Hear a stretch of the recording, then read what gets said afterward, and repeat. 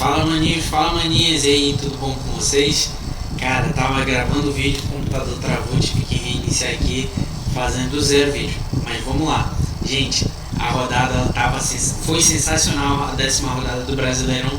Mas antes de começar, passar as informações que eu tenho aqui pra vocês, não se esquece, deixa o teu like, fortalece a gente, comenta aqui embaixo aí o time de vocês ganhou, perdeu, empatou, e aí como é que tá a situação pra vocês? Tá ruim, tá favorável, tá tudo tranquilo ou dá pra melhorar? Comenta aqui embaixo. Se você não é inscrito, se inscreve no canal e ativa o sininho. Toda vez que sair vídeo novo, vocês vão estar recebendo. Gente, vamos lá. Que rodada foi essa, cara? Que rodada. Começou ontem a rodada com apenas um jogo lá na Arena do Santos, lá na Vila Belmiro, Arena do Santos, na Vila Belmiro, onde o Santos derrotou o Atlético Paranaense por 2-1, com placar final de 2-1.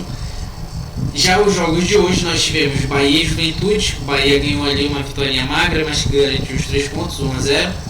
Bragantino e Cuiabá, lá no estádio do Bragantino, empataram em 1-1.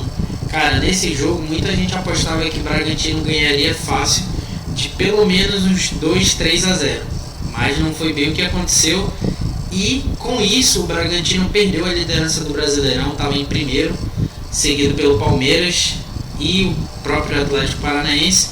Mas com esse tropeço aí, com esse empate, né, deixou de ganhar 2 pontos e consequentemente o Palmeiras avançou, passou à frente do Bragantino, está com o mesmo número de pontos, 22 pontos, mas pelo saldo de gols o Palmeiras é superior. Hoje ainda nós tivemos Fortaleza e América Mineiro. Fortaleza ganhou dentro de casa 4-0, ali uma vitória folgada com bastante gols, garantiu esses 3 pontos. Palmeiras também na mesma levada, jogando dentro do Allianz Parque, ganhou de 2-0 para cima do Grêmio. Grêmio que está na zona do rebaixamento já desde o início do Brasileirão, está na última colocação, é uma situação bem preocupante. Se não me engano, o Grêmio tem 3 pontos, deixa eu dar uma olhadinha aqui. 2, cara, tá complicada a situação do Grêmio, tá bem ruim mesmo.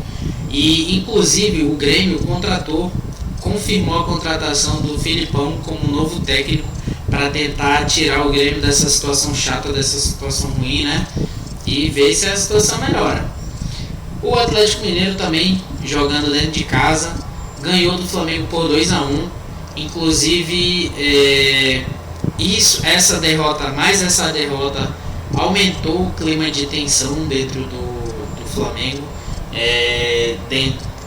da torcida com relação ao técnico, os jogadores, a própria direção do clube. Então o clima está bem pesado, a situação está bem difícil para o Rogério Ceni. É muito possível de que, se ele não for demitido nas próximas horas, nos próximos dias, é muito provável que após o próximo jogo, se não houver uma vitória do Flamengo e convencendo, é muito provável que o Rogério Ceni pegue o beco, hein? O Atlético Goianiense recebeu o Sport, empatou ali 1-1, não conseguiram fazer muito além. E enfim, amém, Senhor. Queria saber mexer, queria manjar dos efeitos audiovisuais para colocar uma musiquinha aqui, daquelas que toca parecendo que as trombetas estão tocando ao fundo. Cara, até que enfim saiu a primeira vitória do São Paulo, cara. Você não tem noção do quanto que eu gritei. Quase que eu fico sem voz. Até que enfim, depois de 9 jogos, o São Paulo ganhou a primeira. E ganhou a primeira fora de casa ainda, para dar uma moral a mais. Ganhou do Inter 2-0 lá no Beira-Rio. O Inter, inclusive, que veio com uma escalação bem estranha, com muitos dos titulares no banco. Tava com o Edenilson fora por conta de cartões, e também o Vitor Cuesta. Então, querendo ou não, isso já criou uma certa instabilidade no clube, e ainda algumas trocas que foram feitas também acabaram agravando a situação do Inter. Jogo esse na qual o São Paulo poderia ter ganhado de bem mais. Teve um gol impedido, tiveram algumas outras chances que o Rigoni acabou desperdiçando, mas foram muito próximas. O próprio Éder também, os dois que saíram ao final do primeiro tempo. E cara, o São Paulo mostrou que tem sim um time, tem capacidade para bater de frente com os times que estão lá na ponta de cima da tabela. Tava adormecido o gigante, mas parece que agora acordou. Espero em Deus que sim. Sábado tem confronto contra o Bahia, em 6 horas da tarde. E terça-feira tem Liberta, hein? Não só para o São Paulo, mas também para o Fluminense, para o Flamengo. Não necessariamente na terça, mas nesses dias subsequentes já da próxima semana. A partir de terça-feira, na quarta também e provavelmente na quinta.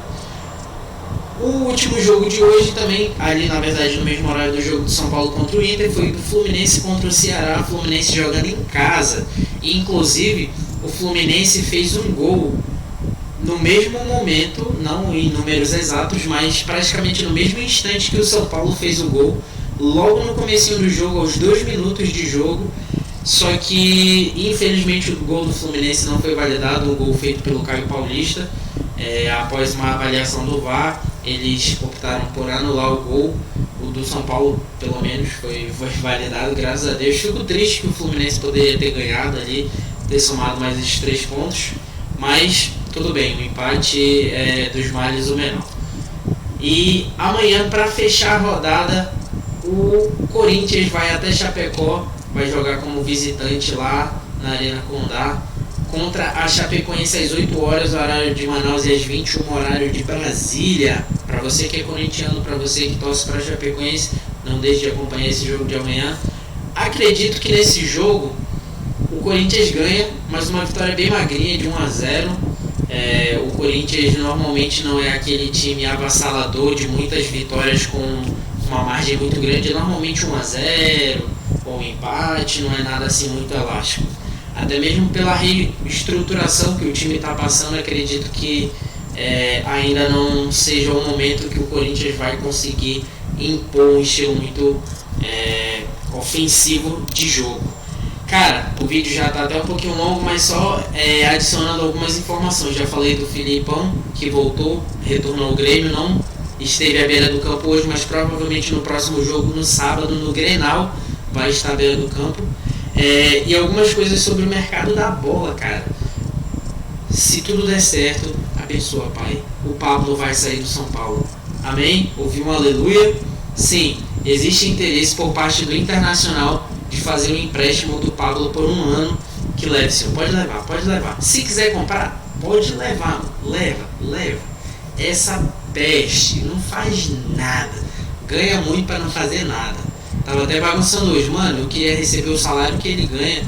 Eu entrava em forma, cara, pegava ali um naipe de corredor, mano, para aguentar correr o jogo todo. Não só correr, claro, mas pelo menos acertar passe. Podia até não chutar gol, mas pelo menos acertar passe e fazer melhor do que ele faz, porque nem isso o cara faz. O cara é ruim. Puta merda, o cara é ruim. Não sei como, mano, mas ele é zicado demais. O cara é muito ruim, mano, não tem como.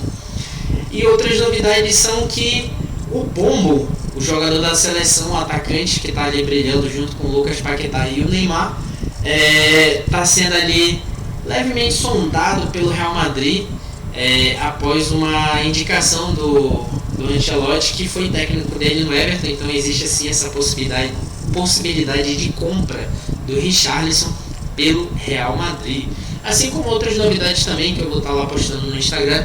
Então se você curtiu, quer mais novidades, segue lá o @IamMatheusSilveira com TH, hein? Vou colocar aqui nos comentários e vocês podem dar essa moral. Mais uma vez, não se esquece, curte, comenta. E aí, qual foi o resultado da equipe de vocês? Deu bom? Ganhou? Foi ali meia boca, empatou? Ou foi escroto, perdeu? Bote aqui embaixo, comenta aí, mano.